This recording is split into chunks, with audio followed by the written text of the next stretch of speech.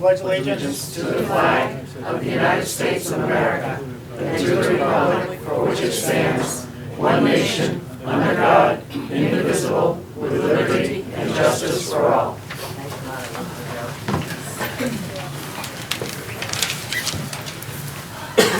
Thank you all for coming tonight.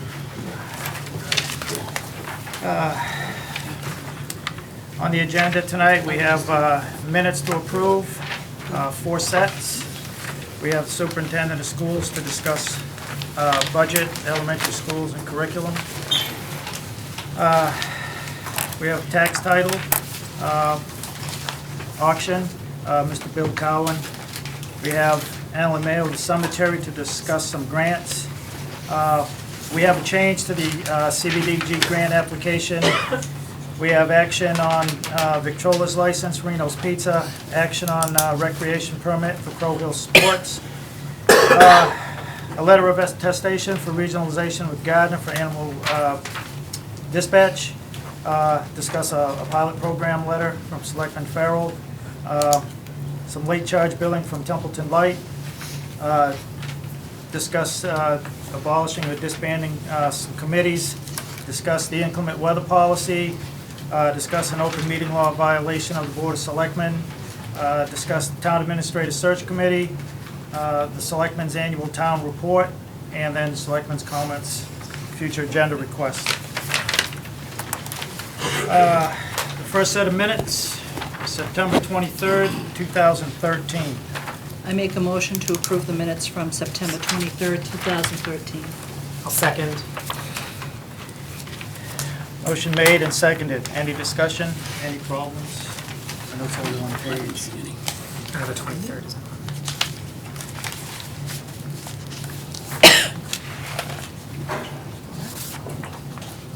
I missed it. You said the 23rd, right? September 23rd? Yes. That's the multi-page. 23rd. It's not the first one. Yeah, it's September 23rd. Yeah. Oh, yeah, that's, no.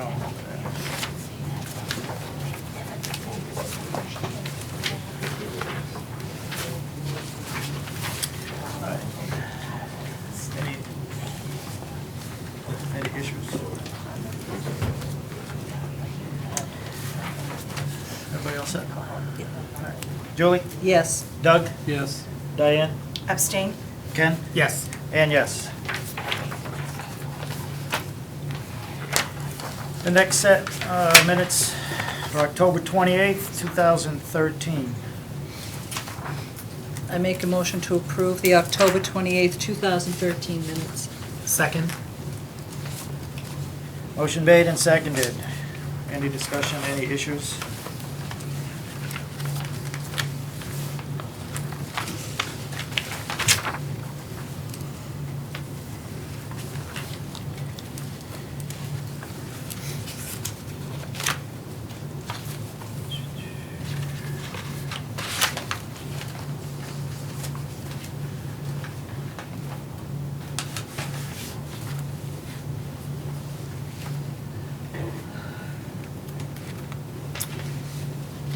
You all set? Julie, you all set? Yes. All right. Julie? Yes. Doug? Yes. Diane? Abstain? Ken? Yes. And yes.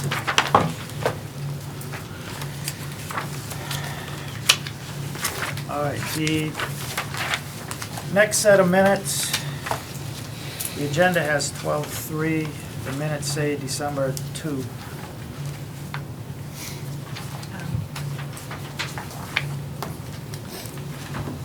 I believe that was December 2nd.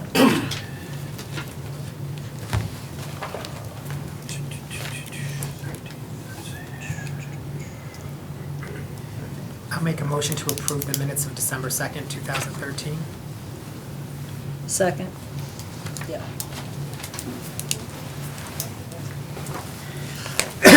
Motion made and seconded. Any discussion? Besides that date.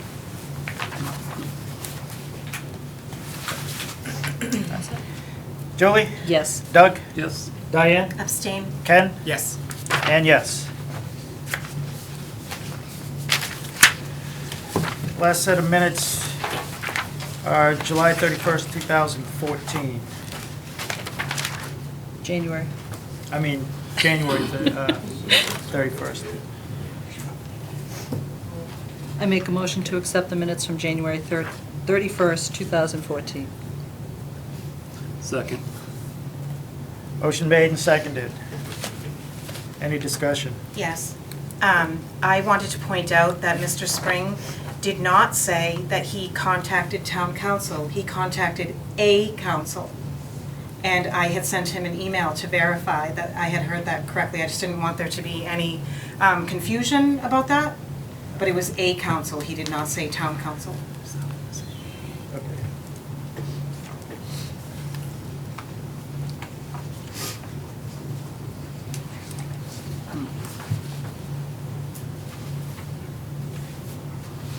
That's a good catch. Anything else?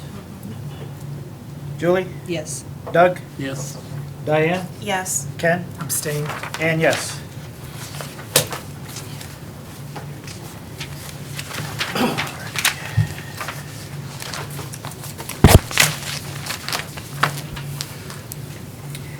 All right, next up is Superintendent of Schools, Ruth Miller.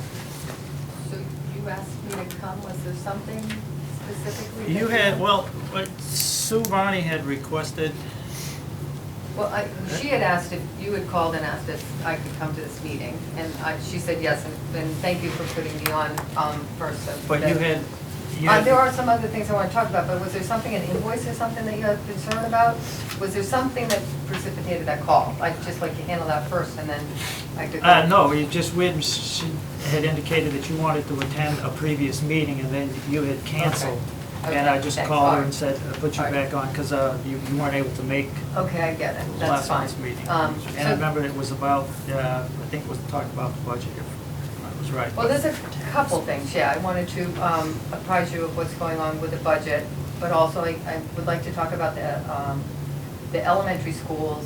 And then in addition to that, I would like to talk about the elementary school building committee, which maybe we could take that up first and get that out of the way. Yeah, because Kirk, he's unable to be here, so. No, he knows. He and I have spoken, and he knows I was coming tonight. And I was hoping to have had an elementary school building committee meeting earlier this evening so that we could bring some motions for you to take care of. But because of the way it's a town committee and not a school committee, we had, remember the debacle before with the postings, we informed the town clerk to, well, we talked to the secretaries here and they were great and they took care of it and informed the clerk to put it up on the website, but it never got up on the website, so we weren't able to have the meeting. So I wondered, and I also wasn't aware that Julie Farrell had switched off the committee, and I think now Ken's on the committee. So we need to report that information to the MSBA because they keep track of those. Anyhow, so I know that it is, technically a town committee, but I just wondered, since, so much of the information comes through the school, if it would be okay that we put it back to a subcommittee under the school committee so that we could just get the postings and things done in a timely manner, because moving forward, there's gonna be an awful lot of stuff coming down the pipe. And so just being able to get that information up and in a timely manner would be really more efficient for me. If it's a more efficient way to do it through the town, leaving it in the structure it is, I'd welcome that information. But we are now at a point where we're gonna start moving forward, get the architect's contract. You're gonna have bills you have to sign. There's gonna be a lot of information coming. And I don't know if you're gonna continue to have weekly meetings or if the select board is ultimately gonna go back to bi-weekly meetings. So how can we work together to make this a little more fluid? The person charged with posting the meetings is the chairman of the committee, which I believe is Kirk. Right, but So- when, in the absence of him being in town, we can't have meetings? I mean, I don't know how to get them posted. Do they have a vice chairman of the committee? I don't think we have a vice They chair. did? I think I'm kind of the secretary and I kind of coordinate most of the business. but I can't go on the town website and post things. I have enough postings on the school website to try to figure out another whole password system. Just seems like somebody in town should be If able you to do could it. post, contact the Board of Selectmen's office and it would get put on the website via email. We tried that, so even if Carol's not in town, it can still get It posted. doesn't have to go to the town. Were I believe it was you the one changed. that talked to Susan When was this? last Thursday, last week? I don't remember honestly if she called, or if she called or emailed. The posting for that is probably Carol Harris because Right. it's not a town committee. It is It is a town committee. It And is see, a here's town where it's committee. It is a confused. town. It's not a district committee Okay, because which committee are we talking about? the elementary first of all? school building All committee, right. because Phillipston chose not to take part in it, so it's a town of Templeton. Right. And She the can feasibility put- study is financed She by can put them. me on that, so they could just email it to me and I could post it in seconds. That would be great. So we could do that. You don't mind doing that? No. And Carol is reachable by email too, so even if she's not there, She was out at a conference or something. It was just kind of a snafu and she didn't check her yeah, email. on all of them, we try to have at least 2 people, so if that happens, there's somebody else that can post it. And I post for so many committees now, and it's just, it's really quick and simple to do, so I'll have her add me on that. Thank you so much. Yeah, TSBC. Does that get posted on the NRSD website also? No, it got too, Just- it got too it's too much. confusing when we did it. It's, so that we're just doing Okay. it on the town website now. So that would be hugely helpful. So with regard to the elementary school building committee, we have the OPM under contract. I think you've gotten some invoices. I don't know for sure that there've been some invoices forwarded to the selectman's office. I don't know if they've been paid or not. I don't know if we have a formal mechanism for having you just pay them. I did see an email, an invoice. It was for consultation with the district and MSBA. And the second item escapes me. Well, I know, it was when we were talking to the architect, Phil Pinelli, when we had tried to get him on board to finish the feasibility study with a lot of the work product he already had. And so we had a conference call with the MSBA to see if they would accept a reduction in the scope of the work of that project so that we could get the feasibility, because everybody knows the 2 elementary schools aren't worth saving. And so it was a conference call where MSBA actually did accept that we would be submitting much less of a work product than they accept from other school districts that are just currently in the feasibility. So that was what the conference call was. From that, they defined a scope of work and they agreed upon that, and now they just have to insert that scope of work into the new contract language, much like the contract you signed for the OPM. And then it needs to come before this committee for approval so that we can get that piece of this project completed. Well, I remember the Municipal Building Study Committee, they used to put out bids and things, but when it came to any of the contracts or spending any of the money, they used to come before the Board of Selectmen for a vote, and if it was yes, then the contract was signed, and we'd either vote to the chair to sign or the entire board to sign. So whenever that particular committee, I remember whenever they were gonna spend money or take the next step for like design and et cetera, they would come before the Board of Selectmen and, say what they were doing and why they was requesting the amount of money and what it was gonna be spent on, and then the Board of Selectmen. So I think this is a little different because in the contract that you're signing, you're approving the scope of work, and they're saying, this is the scope of work we're gonna do for this amount of money, and then they'll bill you periodically, which should identify, directly connect to that scope of work. I recall, I think it was back in 2012, and I asked Carl Weber the question, because I was looking at the invoices that were coming into the town, and it had, on the invoice, it had the contract amount, and it was for $1.2 million.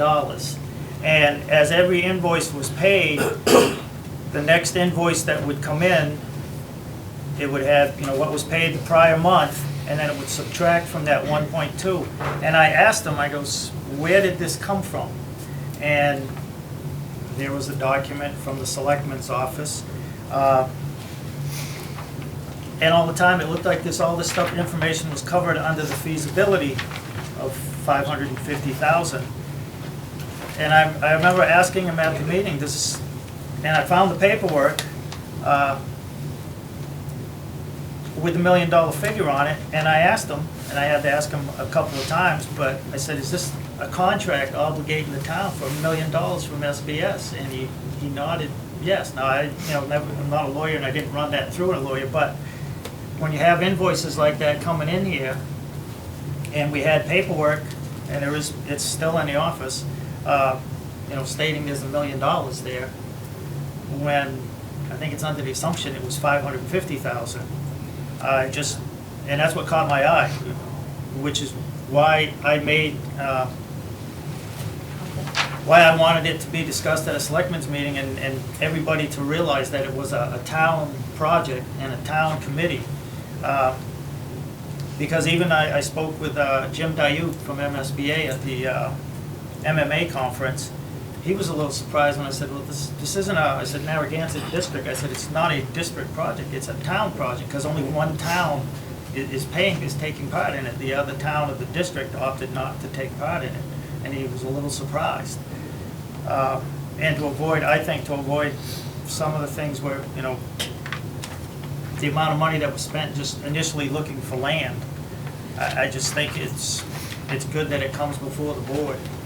I'm not disagreeing with that, and we have contracts now that specifically talk to the feasibility part of the project, and the total dollar amount that does not exceed the amount that had already been raised and appropriated by special town meeting in the ballot. So I think that piece is like behind us. So moving forward, I think that the elementary school building committee, we're going to put forth to see if we can have a representative that we trust that can look over bills or whatever and then come make recommendations to you. Because when we have to get one committee together and then another, it just kind of bogs the process down a little bit. So I think as a group, we're going to take that up, and then we don't mind bringing it forward to you, but we would hope that we could get on an agenda just to, Right. kind of talk about bills and contracts. I have no problem with that. I don't know how the rest of the board feels, but I just know, like, especially right now with the financial situation, I think, and again, this is the meeting that most taxpayers pay attention to, and whatever that means, but I just think it keeps it more in the open, and they don't get surprises. Right. Finding out, we spent $200-something thousand looking for land. I don't think people realized, I think, yeah. When that was going on, Right. So that I'd the like to register think with the meter was that's running. behind us, and But I mean, just move- moving forward, Right. I think it keeps it more open It's fun. and more informed. So, I anticipate that within another week or so, we will have the proposed contract for the architect and the scope of work. In addition, I wanted to let you know that we're planning on putting an article, bringing forward to special town meeting, a sum of money to get the schematic design portion of the project completed. And I think that we've gone as far as we can through feasibility, and we're gonna have to raise the money. We'll have to raise the total amount, including the 60% of MSBA. I'm not sure what the town portion will be, because I don't have an exact figure yet, but I want people to understand that it is going to cost more money to get the project in front of the town to say, here's what the building's gonna look like, and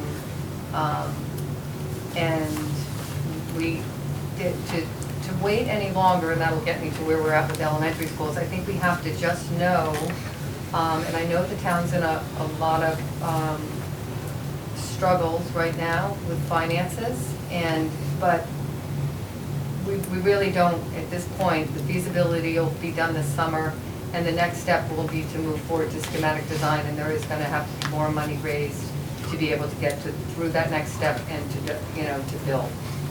And I just wanted to be completely open and honest about that and let you know that this is coming down the pike. As soon as I have more detailed facts and numbers, and we have a chance to meet as a building committee, we'll come forward and we'll give you all the information that you're going to need. But in anticipation of the annual town meeting, we are going to put forth information about that and see what the town feels like. Mr. Chairman? Yes. The scope of work for the architect cannot exceed It won't the exceed. Oh, no, 550,000. He got way down. I mean, they got him way down on his bill. And they did that through having that conference call to cut back and have MSBA accept the scope of work. We will get through the feasibility part of the project with the current money that you have and actually probably not use it all, but there's not going to be that much left. But after that, to do the schematic design will cost more money.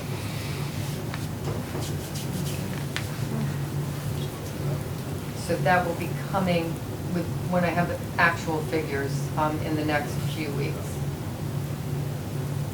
Do you have any more questions about the elementary school building project? I know that's not great news.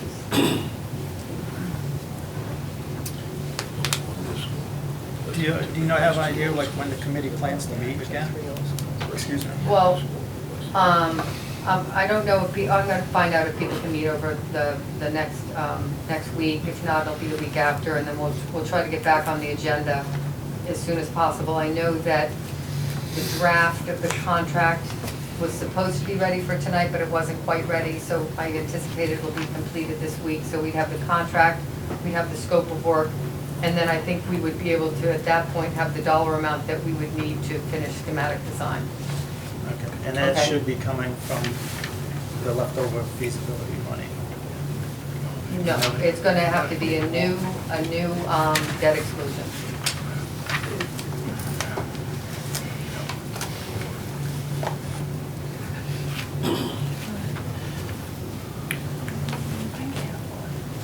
Okay. Okay. Yes. I'm sorry, maybe I got lost in the conversation, but you asked about invoices that were coming in. Were they paid or not? Did I misunderstand that conversation? Were they paid or not paid? I don't know. I don't even I know don't if they think there was got an any answer to invoices. that. Do you know? Like I said, if that's the most current, the only invoice I've seen from SBS in a while was that. It was 2 items.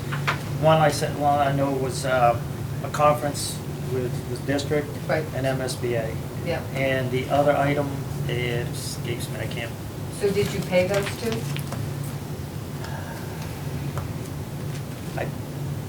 Honestly, I can't tell you. I think it might have been pulled. I'm not sure. Okay, so that would be, I mean, that would be official business that was part of the scope of work and reasonable for his fees. So what do you need from the building committee to get those invoices paid? That one, I would just have to see, like I said, I remember seeing it, and I saw it was outside of the warrant, so I can't recall if it was, and I guess Bob could check to see if that was pulled for a reason or Right, not. so I just want to know the process. So if we have to say that we approve it, which we do, but if there's a process, I just want to make sure that the bills get paid out of that, we have the money in a different, in that account for the feasibility. Is there something you want us to do to have those bills paid? Was there a vote to approve by the committee to pay those bills? We were going to meet tonight and vote and approve. So right now, there is not, but we will meet. And then and that's why when we vote, we're going to meet to identify a person that can have the approval process so it doesn't bog down with committee meetings. But if they haven't been paid, then we will. Right. I think you need the vote before it gets paid. I think that's the process.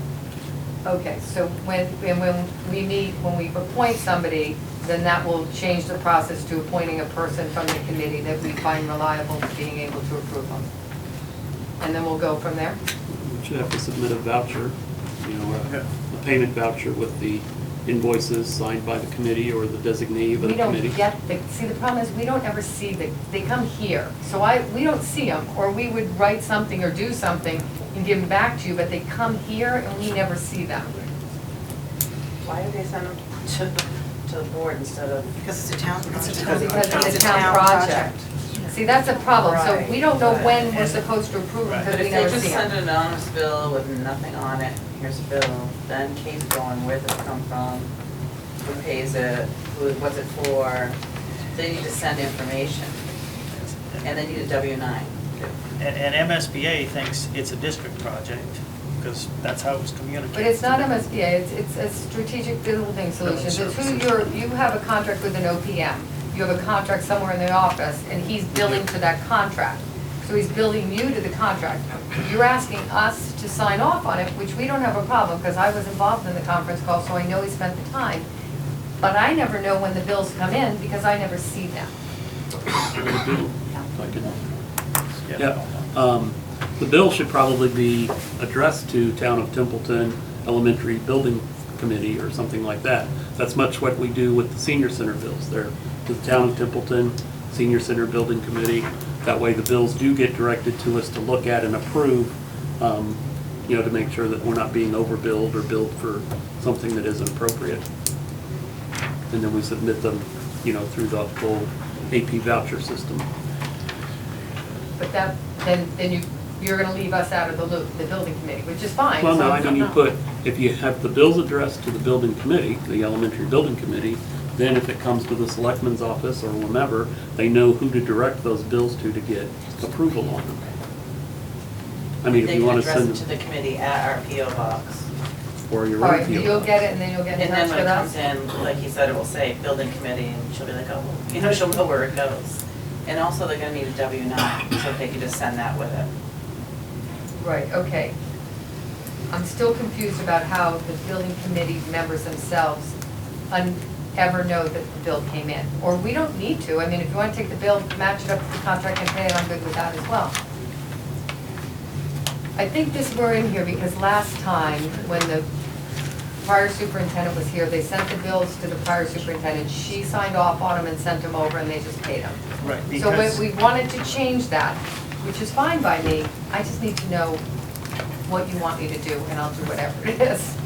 What I'm hearing is, so once they come in and they are for the school committee, they'll go into, does the school committee have a box out there? Maybe we could give them a box, or we could just forward it directly to whoever the designee is, and then, For school committee or for elementary building? the elementary building. I don't know if they have a box out there. But it might be easier if the board decides who is this, if you're the secretary, and then, so when they come in, I don't know if you guys log them or whatnot, but then they could send it off to whoever the Well, committee you can just designates. keep it and send Susan an email, and I'll come down and look at it. I mean, that's fine. Yeah, because, Kate does all the stuff with the bills. so it I just started. know she needs to be organized, that's all I Yeah. know. I And give it- all the bills to her. It got in a gray area, because it started out, it was a town thing, and it came here in front of the select board, and it was, the invoices said the town of Templeton. And then they started showing up, the town of Templeton in the school district, and they were going to the school district and then coming over here. And then, it had to get straightened out. So And then they weren't we- sending it to the attention of the project Yeah. that was done for it. Yeah, it was, for I whatever can reason. talk to the OPM, and I can get a W-9, and I'll get him to send it to this office, but to identify elementary school building committee. If you just have a box put out there, I'll get in touch with Kate and work out how we'll get over here to whatever voucher system you need me to follow, Okay. so that we can get the bills paid. Okay. That's very helpful. Okay. All right, thank Virginia? you. I'm glad. I just want to back up a little bit. I had a question a little while ago, and then the gears switched again. Is it the appropriate sequence of events for us to be asking for money for a schematic design before we ask for the vote for the school? Is that out of sequence somehow? You know, the feasibility study was one thing, that's the feasibility of the project. Now, we don't even know if we're gonna do the project yet, and we're gonna ask them for more money for it. I didn't know if that was it. That's a good question, and I know in the feasibility study, It's they have pretty a locked list that- of things that they're supposed to get done in the feasibility. The only thing left to do is to identify in the feasibility that a elementary school building can fit and be situated on the piece of land that you got donated or somehow through legislation with the help of Senator Brewer. The other two, eliminating the other two, you have to have three possibilities. The other two were pretty easily eliminated, and that's the only piece of land you have, so that would be it. You could wait until the fall, but No, I understand that part of it. It's just you're asking for us to move forward, to ask the people for a schematic drawing now for a building that they haven't approved yet. well, they would never spend any of that money until the feasibility had been approved. It's just, you just save you going to another town meeting and another ballot and spending that money. This way you could have it all done at the annual. But I'll bring back more information to you as we move forward. And that was part of the thing that confused me back in 12, because apparently after the town voted for the money for the feasibility study, MSBA, they made a rule or voted on something that you had to have enough money through schematic design. And I was told that's where that $1 million come from, even though we would never spend that unless, you know, you voted to do it, but it looked like it obligated the town for that amount of money. And the town hasn't voted it yet? No, and that was my questions. Right. You know, as seeing that amount of money, and I think now they have reverted back where you don't have to have that money. But it's, you know, they do things down there, it's, I mean, it's like, it seems like pretty fast. Okay, so I'll bring back more concrete information. I just want to give you a heads up that that's the information I'm getting from MSBA at this point in the OPM. On another note, we have the population of preschool and kindergarten kids seem to be growing in Templeton. And this past year, we had 4 kindergarten classrooms. We had to increase kindergarten by 1 additional classroom to keep the class sizes down below 29 for kindergarten.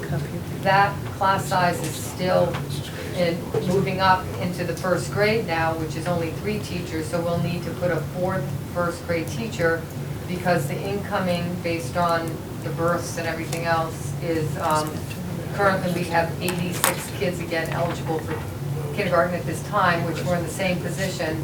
So we would need to continue with the 4 kindergarten classrooms and then add a first grade classroom. So I thought, since TC's very crowded and really packed, that we would maybe need to put a modular, and then it came to my attention that, you know, the town would have to be the one to decide whether to pay for a modular classroom, and that potentially they could put more kids in a class to accommodate that extra, so we could have 29 or 30 kids in a first grade classroom. I wanted to make you aware that I've asked what the occupancy is allowable in that building. And so the building inspector, I actually have to give him some dimensions to figure out the capacity, because when you're looking at an elementary use, you have to take the square footage less the square footage of all the stuff that's in the room to come out with square footage per student, but it doesn't look like, it looks like all of our classrooms in that building are over capacity for the use.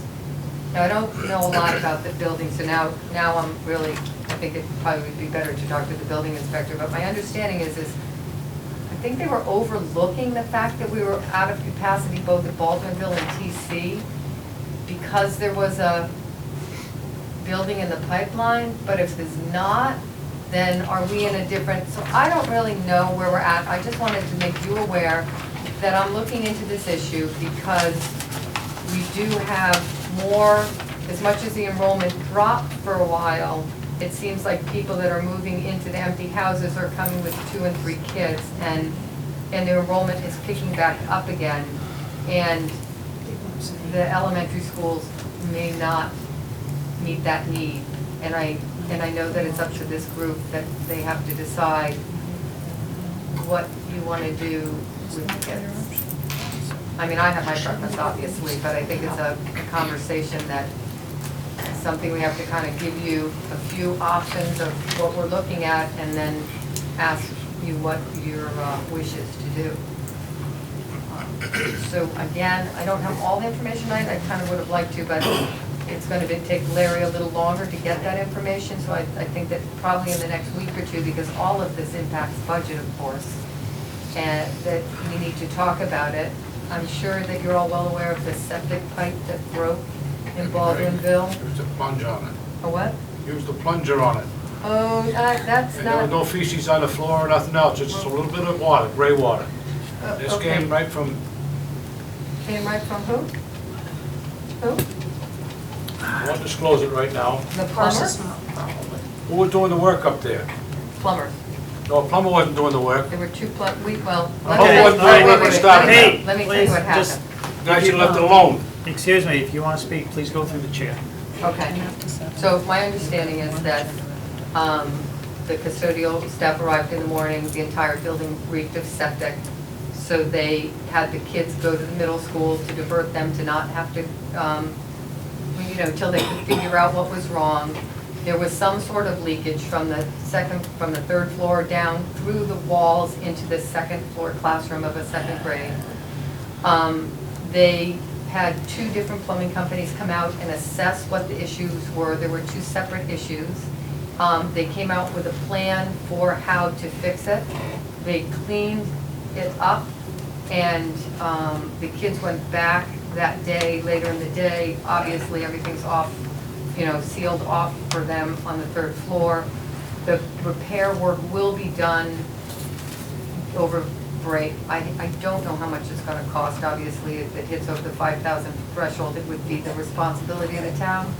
I don't have a sense it's going to be that, but I honestly don't know what the cost is. I haven't asked. The building principal did have it professionally cleaned and everything, just to help with the families that were very concerned. There were a lot of very concerned families. And our hope is to get that fixed over the break. And when the plumbers fix it, the plumbers that are actually doing the work, that have identified what the work is, and I honestly don't know what the scope is, we can let you know what that was. And there, Phil was there for the Board of Health, and he was the one that okayed that it was okay for the kiddos to go back in. And we, I have to say, he did an excellent job. The town worked really well with the school to help us understand what we should and shouldn't do with the kids to keep them safe. And I do really appreciate their work. So those are kind of the state of the elementary schools at the moment. Yes. Yeah, I would just ask that I think that it would be definitely important to get from Larry kind of an exact number of how many, if we're over, and how many students we are, just so then, because there are so many other variables up in the air, that if we can pin that down, that may help us in our decision-making process down the road, which I know you already said you were working on, but I think that'd be really important to know. It is illegal for us to have, this Right. many people in there. We currently have this many, and then we then no longer have to argue about whether they're overcrowded or not. We'll know for, Right. according to the Right. law, whether they are or not. Right, so yeah, no, I'm hoping in the next week or two to get that information from him, and then kind of lay out, because you could just take some of the kids out, but then we'd have to hire more teachers. But it's just, I don't really know, so I'd rather come with all the detailed information. And I'm hoping that maybe Larry can come too, if he wants to help represent what information he's giving me. He looks like he has a question. No? Yes. If you said something about a $5,000 figure, but you're not sure what that figure is, and if the school pays for up to that dollar amount, but then anything over that amount, it's up to the town, correct? No, if it's a $5,000 repair, the $5,000 in total are paid by the town. If it's less than a $5,000 repair, the school district assumes the cost. Okay, but you're not sure what that amount is I yet? don't. But No, it's I gonna don't be know. fixed during gonna- vacation, so are we obligating the town to something that we may not have? Well, if you don't have it, we as a district, according to the regional agreement, can fix it, and then we can deal with getting the money from you later. Is there any way to get copies somehow here of what their estimates are of the work to be done? Yeah. Could that be sent to our office? Yep. Just so that we can have some anticipation of what that, I mean, I'd hate to be, oh my gosh, it's $10,000, and we all of a sudden go, oh, where are we gonna come up with that too? It may not seem large, but in a financial crisis, it is. I'm thinking it's probably not, if they can Okay. repair it, it's probably gonna be under the 5,000, I just don't know, but I'll get what the estimates for you. So the things that are being done, are they still being overseen by the Board of Health? Yes, Yeah, oh, so. yeah, they keep calling, Okay. we've kept filling the, I made phone calls to the Board of Health when all of that happened, and it was handled in a good manner. So I was thankful that we have an on-site Board of Health that we can deal with and don't have to call and wait for a town to come in a crisis like that, so I'm very grateful for that and too. I'm sure the plumbing inspector will be involved in this as well, because it Yeah. has to do with plumbing, so I'm sure. Diane? It's my understanding they're gonna replace that pipe. It's been leaking for quite some They're time, gonna- so. Yeah, I don't know if they are gonna do more or not. As, Elementary school budget, we're working on budget.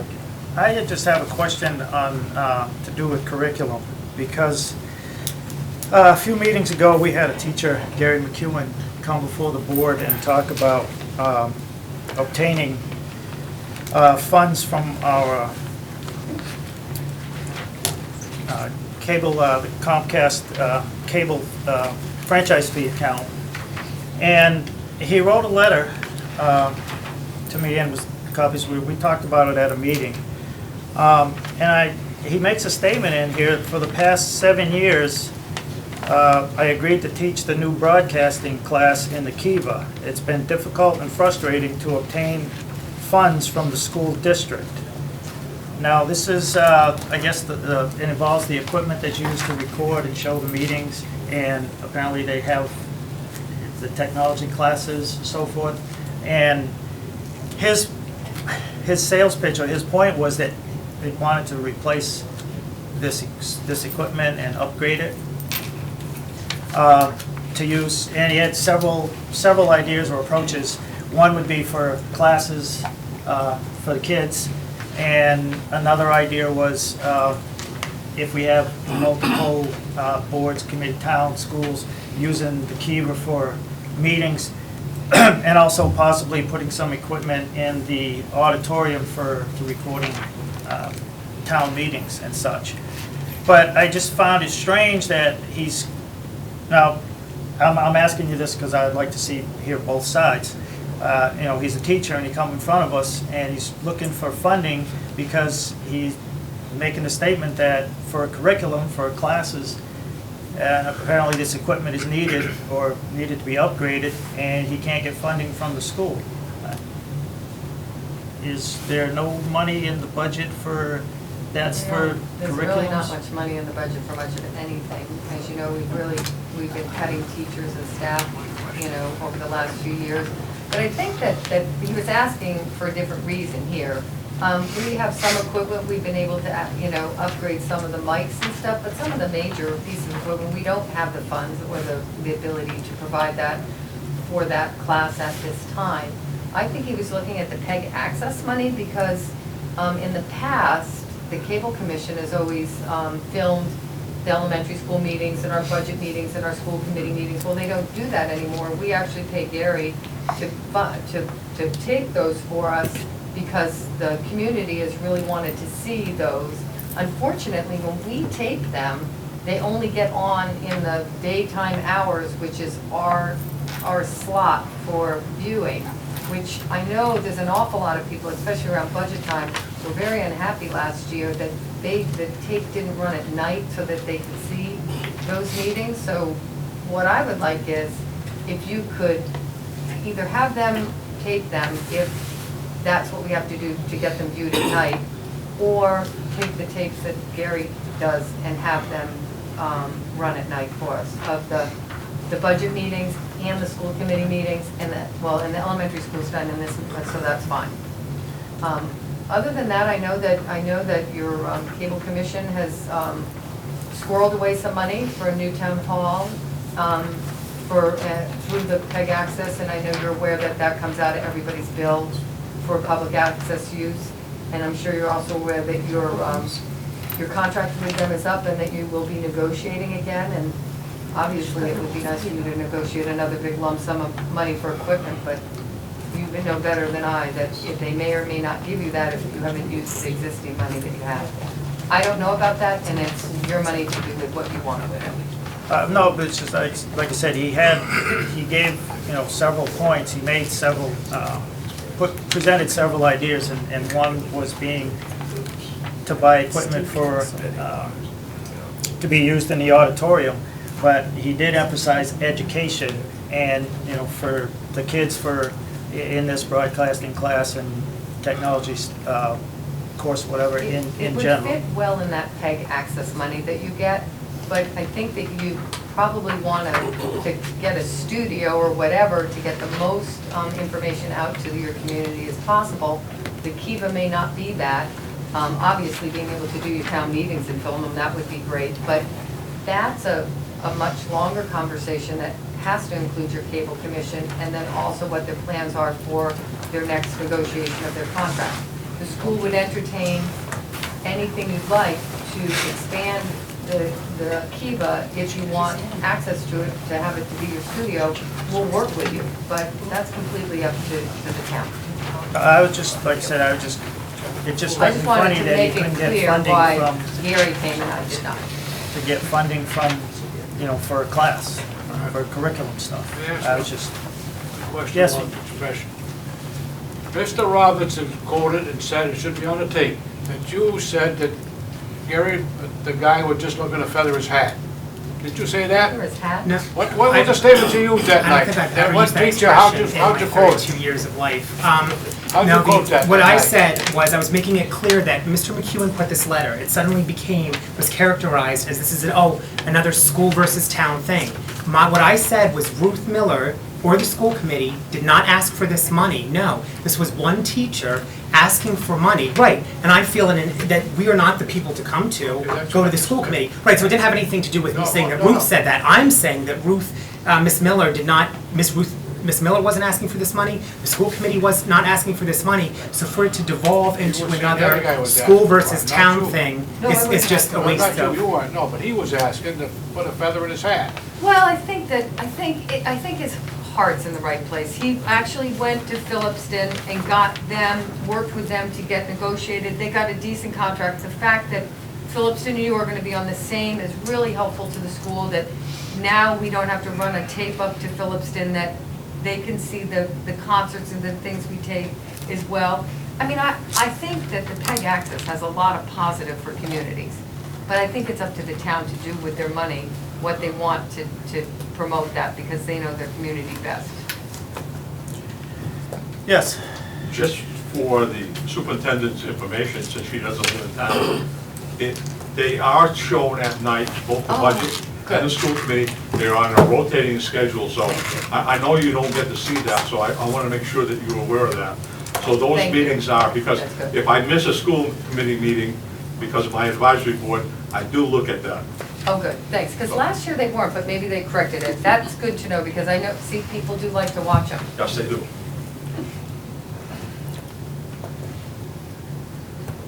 That's all I have. That's all I have. Anyone else?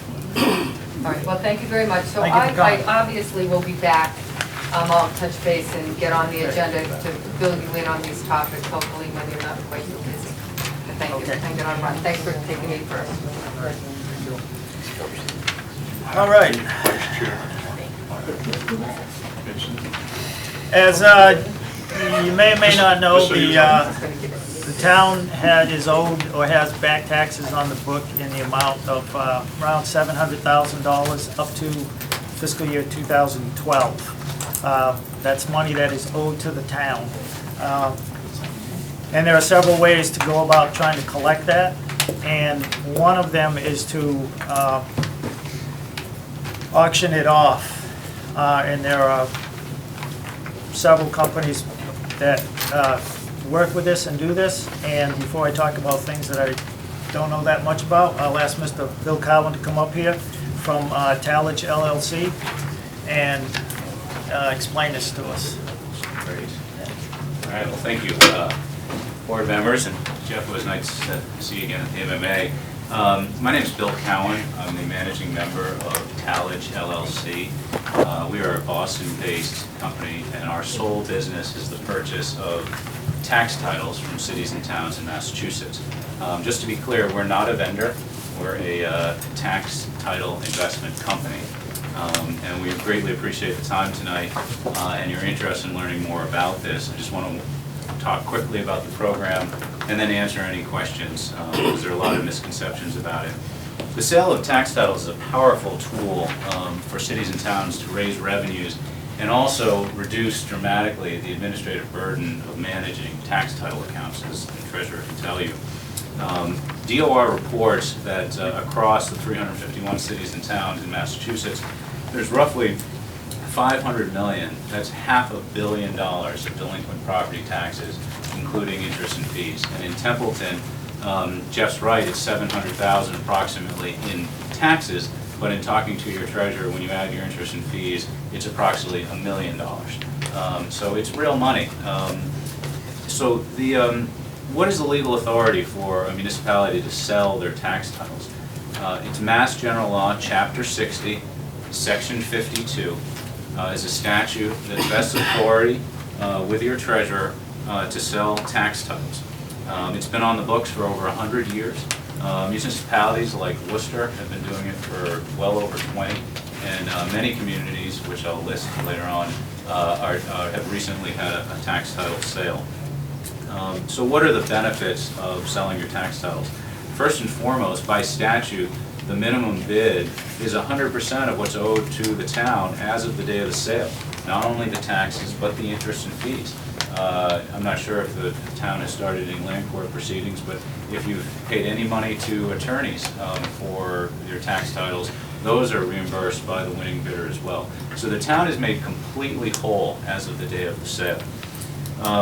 The future delinquent taxes on the property, there's an assumption that if a property owner hasn't paid the year before, they're probably not going to pay the next year. A best practice of a tax title sale is that the winning bidder is required to keep the property taxes current if the property owner does not. So the way that works is, again, the town is only selling the tax lien. They're not selling the property itself, and that's a very important distinction.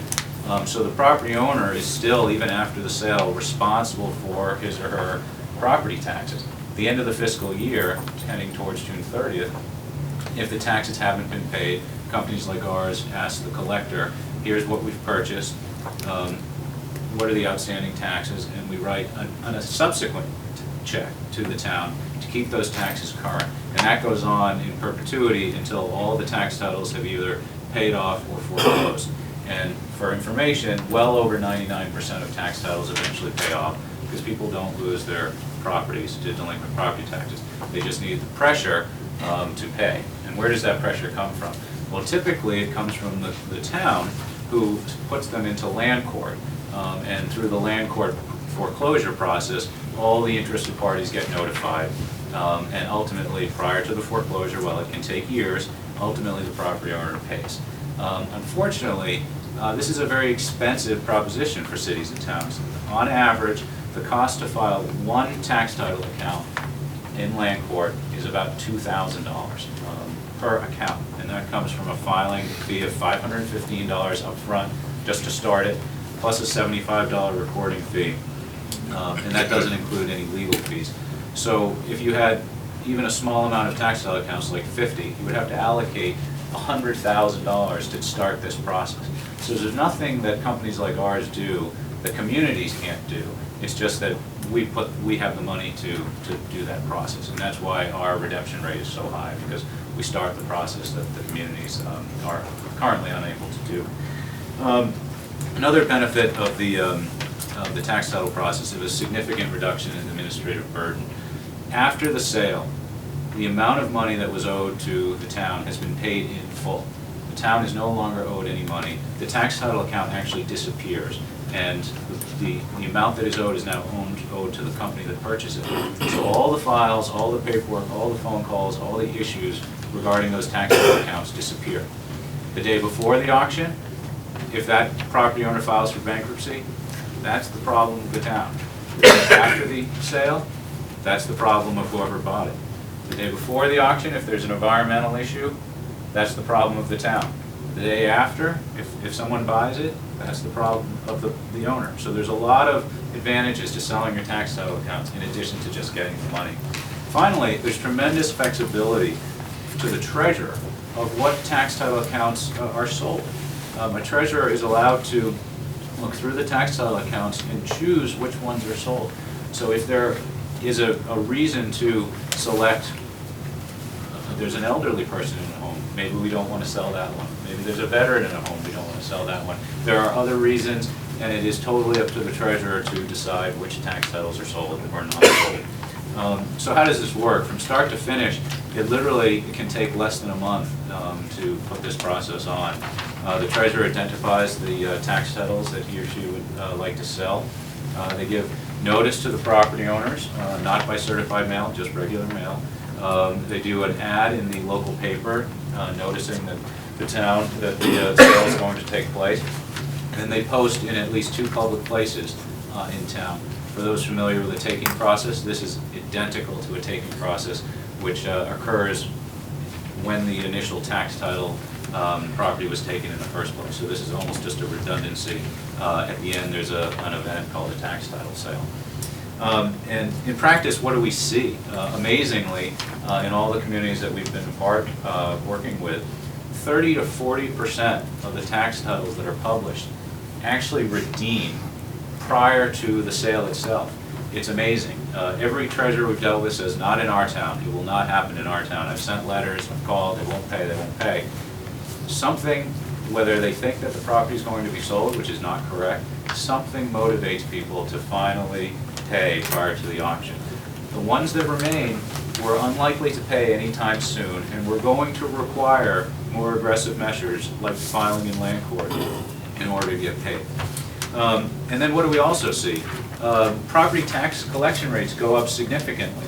Basically overnight, you take a whole bunch of delinquent properties and they're paid in full. The town is current and will stay current until those liens redeem. And so if you're looking for, if people are doing underwriting from a bond standpoint where they're evaluating the finances, when they see a high tax title account, like $1 million, they question why are so many people delinquent on their property taxes. When they see a low tax title account, it's a plus. It's one of the things they check the box on. So I just wanted to list the following communities that have recently had a tax title sale under